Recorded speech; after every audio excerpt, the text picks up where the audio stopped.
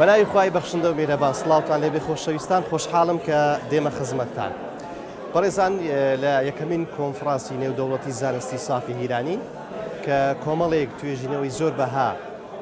لەم کۆنفرانسە پێشکەش دەکرێت، یەکێک لە توێژینەوەکان کە بەڕێز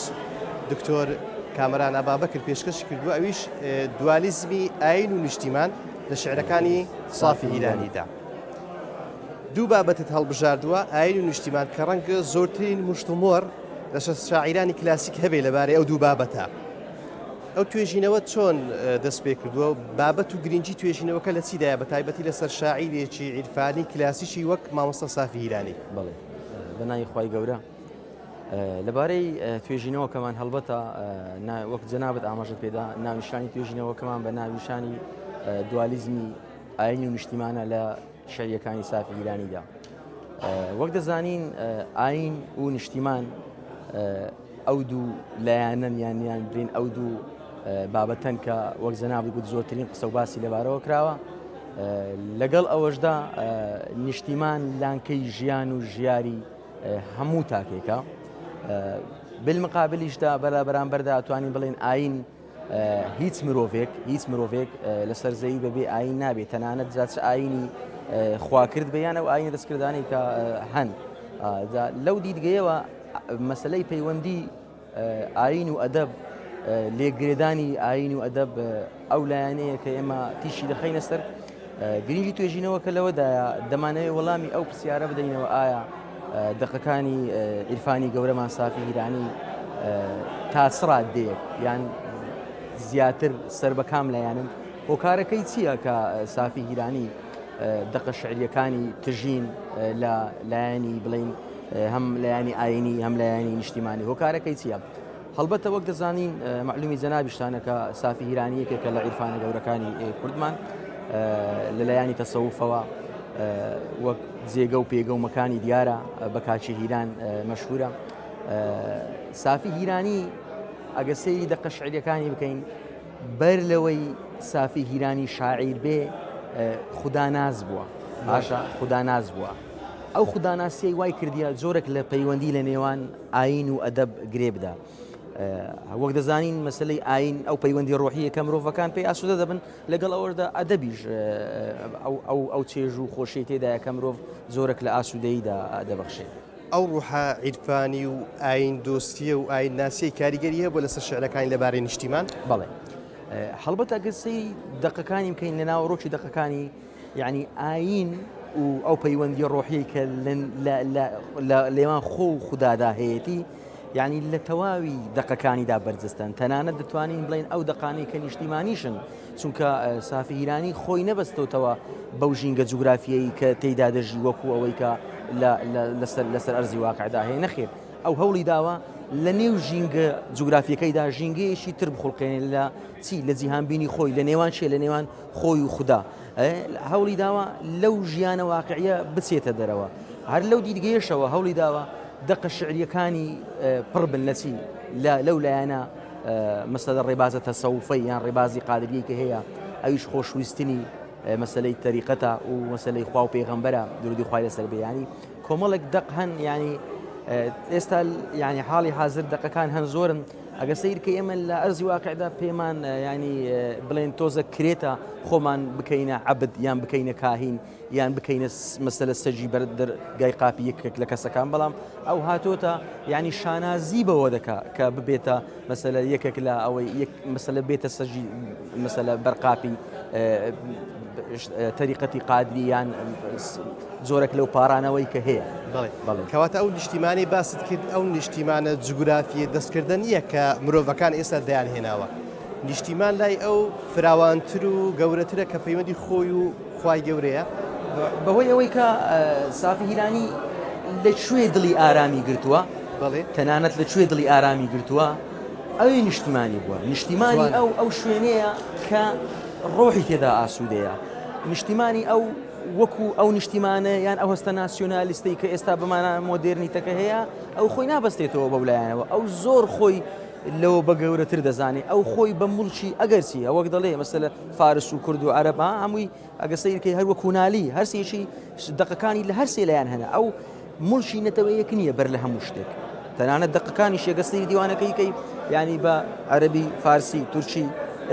ئەو مەسەلەی کوردیەکە ئەگەسەیەکەی غەزەلەکانی تەنانەت غەزەلە فارسیەکانی زۆر لە غەزەلە کوردیەکانی ئەگەسەیەکەی بەهێزترن لە لایانی تەسەووفەوە کەواتە بە زمانەکانی دەوروبەر کە نووسیویەتی ئەوە سەلماندن بووە لە توانای سافی هیرانی نەک توانەوە بووە لە ناو دەقی وڵاتانی زمانێکی کەوتراوسی ئەگە سەیری دقە تورکیەکان و فارسیەکان بکەین خۆ مۆرشی کوردایەتی پێوە دیارە مۆرشی ڕەسەنایەتی پێوە دیارە بەڵام ئەو بەهۆی ئەوەی کە دەیەوێ ببێتە موچی هەمووان هەموو مەسەلە تەسەووفەکانیان هەموو عیرفانەکان لەو دیدگەیەوە ینی لە دەقی ڕوانیوە وەک گوتمان لەو ژینگە جوگرافی چۆتە دەرێکە خۆی بە مڵشی مەسەلە نەتەوەیەک بزانێ تر دقەکانی ئەتەنانەت دەقە نیشتیمانیەکانیشی ینی ئەگە سیرکەی ئەو دەقە نیشتیمانیانە نین کە ئێمە ئێستا مەسەلە دەیبینین لە ئەدەبی هاوسەرخی کوردیدا ئەو دەقانن ینی کاتێک باسی دووری وەتەن دەکات باس لە دووری وەتەن دەکات لەو حاڵەتە باس دەکات کە دوورە لە وەتەن غەریبی دەکات نەک ئەمن خۆزگە بچوبام دەڵێ بەڵام کە من لە دوورە وەتەنم هێشتا دڵخۆشم چونکە ئەمن بۆ کارێک چوومە مەسەلە کاتێککە سافی ئیرانی ستەن شوێنی گەڕاوە ئیران و توران گەڕاوە بۆ خوێندن و بۆ علم و مەسەلە زانست ینی هێشتا دڵخۆشە ئەگەرچی لە دڵەوە لە دڵەوە غەریبی دای دەگرێت بەڵام لە ڕووی ڕۆحیەوە ئەو سێگۆشەی هەیە دڵ و ڕۆح و مەسەلە نەفس ئەو نەفسی زاری خسوتە ژێر پێ پەیوەندی دڵیشی لەگەڵ ڕۆحی لە سەرەتای لووتکەی سێگۆشەکەدانەوە ینی ئەو لە شعرە نیشتیمانیەکانیشی ئەگەر غەریبیش بکە لە دڵەوە غەریبی کە سوکار و نیشتیمانەکەی بکە بەڵام ینی زۆر ئاسوودەیە لە لایانی ڕۆحیەوە کەواتە پەیوەندی ڕۆحی ئەو لە لووتکەدایە لەگەر ئیلاهی خۆی باشە ئاین نیشتیمان بەڵێ کامەی زاڵە لە شعرەکانی مامۆستا سافی هیرانی ئێمە لە توێژینەوەکەماندا بەچەند خاڵێک باسی ئەو حاڵەتەمان کردووە هۆکارەکەشمان ڕوون کردوتەوە بەهۆی ئەوەی کە سافی بەر لەوەی شاعیر بوو بێ عیرفانێکی گەورە بووە بەر لەوەی شاعیر بێ خوداناسێکی گەورە بووە و خوداپەرستێکی باش بووە ینی ئەوانە هەموو هەن بۆیە ئەگەستەی دقەکانیان بکەین ینی نیشتیمان ئەو دەورەی ئەو نیشتیمانی کە هەیە بڵێن ئەو نیشتیمانی کە ینی وەکو لە ئەرزی واقعدا هەیە نیشتیمان ئەو دەورەی نییە لە دقەکانیدا بەڵکو ئاین ترۆپک و تۆپی هەموو ئەو دقانەیەکە باسی تەنانەت لە هەندێک شوێن باسی نیشتیمانیش دەکات هەر وابەستە و دەیبەستێتەوە بە ئاینەوە بڵێ کەواتە شتێک نییە بڵێن لەبەرەوەی داخەکانی زۆربەی تەسەووفی و عیرفانین فەرامۆشکردنی نیشتیمانی تێدایە چونکە مامۆستا سافی هیرانی فراوانتر بیری کردوتەوە لەبارەی نیشتیمان جا ئەوەیە هۆکارەکە ینی شاعیرانی کلاسیک زۆربەیان بە تایبەتی ڕێبازی تەسەوف و ئەوانە ینی وا بیر دەکەنەوە خۆیان لەو قالبە جوگرافیە و شوێن تۆپۆگرافیا ڕزگار دەکەن نیشتیمان ئەو شوێنەیە وەک زەنابن کە ئەوان ڕۆحیان لێ ئاسوودەیە نیشتیمان لایوان وەک گوتم مەسەلە تەچیە و خانەقا بێ لە شعرەکانیدا ئەگەر هەتا مەی و مەیخانەش بێ ئەو لە ڕووی ڕەمزەوە لێی ئاسوودەیە ئەو شوێنە مەسکەنی ئەو شوێنە نیشتیمانی شاعیرانی کلاسیک لە لووتکەی هەرە بەرزی جوان نووسین و جوان بینین دابوونە ئێمە لەو لووتکەیەدا ئەگەر دەستەواژەکەم دروست بێ هاتینە حاڵەتێک کە یعنی کەس هیوای بۆ ناخوازێ بۆچی لە ئێستادا ئەم زمانە جوانێکە لە پێشتردا هەبووە ئەم نووسینە بەرزە هەبووە لە ئێستادا کاڵ بۆتەوە کاریگیری چییە یعنی بۆچی بەو شێوازەی لێ هاتووە دەزانی ئوستازی بەڕێزەکە سەیری دنیای ئەوڕۆ دنیای مەسەلە گلۆبالیزم و سۆسیالیزم بکەی ینی لە ناو دوو کەوانە ئەگەر بەراوردێکی عوزرەکانی ئێستا لەگەڵ عوزرەکانی کۆن بکەی عوزرەکانی کۆن نالی و سافی و سالم و کوردی بەرهەمهێناوە ئەی عوزرەکانی ئێستا چی بەرهەمهێناوە چ بیرێکی بەرهەمهێناوە چەندان بیری بەرهەمهێناوە ئەیکوا ئەو شاعیرانی کە هەڵکەوتن لە عوزرە لە شوێندان نا بە پێچەوانەوە ینی قسەکە وایە عوزرە ئەو کاتە ئەو شوێنە و ئەو مەسکەنە بووە کە ئەو پەڕی علم و زانستی تێدا بووە ئەگە سەیری دقەکانی کلاسیک بکەین بەگشتی ئەگە سەیری دقەکانی کلاسیک بکەین یعنی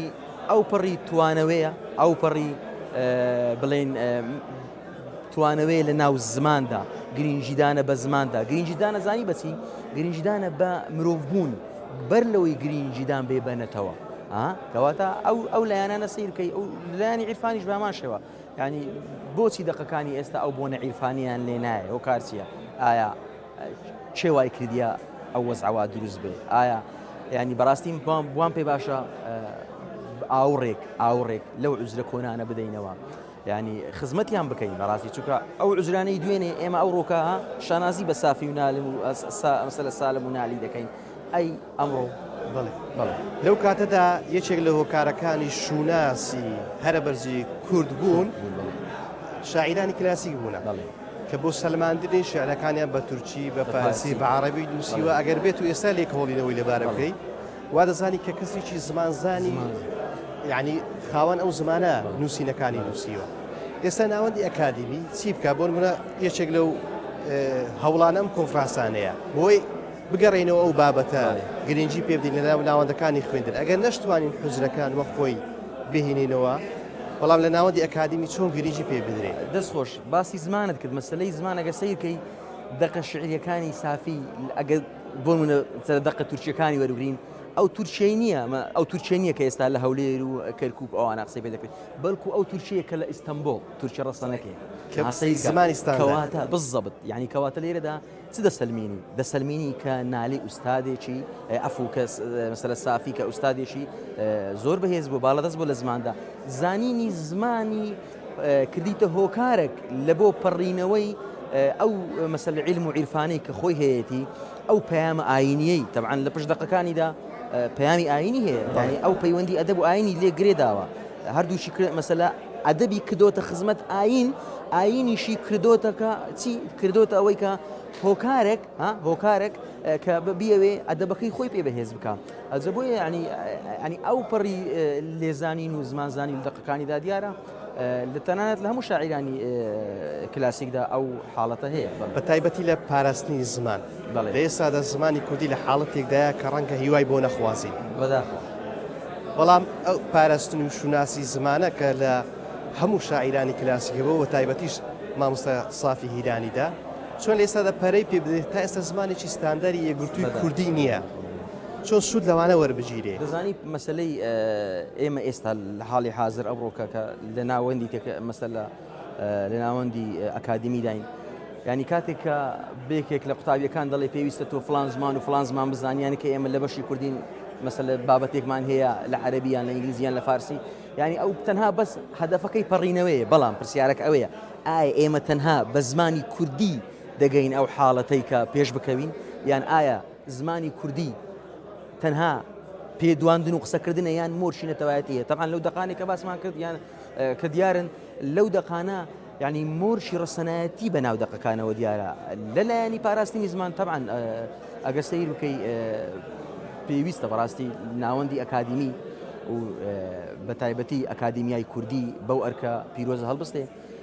ینی جۆرێک لە ینی تا ئێستا ئێمە فەرهەنگێکی یەکگرتووی کوردیمان نییە بەداخەوە ینی ئایا ئەو هەموو دابەشبوون و ئەو هەموو زار و زاراوە و بنزارە بڵێ هۆکارە لە بۆ دەوڵەمەندی زمانی کوردیداوە تەبعاً یەکێک لە هۆکارەکانی دەوڵەمەندی زمانی کوردی ئەوەیە بەڵام پێویستیشە لەگەڵ ئەوەدا ینی بڵێن زمانێکی ستانداردی کوردی هەبێ و پێویستیشە ئەوانە ئوستاد بووینە بەڕاستی پێویستە سوود لەو دەقە شعریانە وەربگرێ لە فەرهەنگی زمانیان وەربژیرێ چونکە ئەگەر سەیرکەی ینی ئەگەر هەندێک وشەی کوردی پەتی هەیە ڕێستا ڕاستی لە یادم نیە لە ناو دەقەکانی سافی ئیرانیدان بەداخەوە ینی سا لە ناوچەی خۆمان لە ناوچەی خۆشناوەتی ینی بوونی نەماوە بەڵام کاتێک کە تۆ حەز دەکەی بەداکتیان بە پیرت دەڵێ ئەو واتایەوانای چیە ینی بڕوا بکە ینی هەندێک وشەی بیانی شوێنی ئەو شانی کردیتەوە ینی هەر ئەوەتەیە ینی قێز لە خۆت ناکەوە بەداخەوە ئەم شاعیرە کلاسیکانە بە شێوازێک لە لووتکەی بەناوبانگ بووندابوون ئێستا شوێنەکانیان زۆر شانەزیشیان پێوە دەکەن بە نمونە مامۆستای سافی هیرانی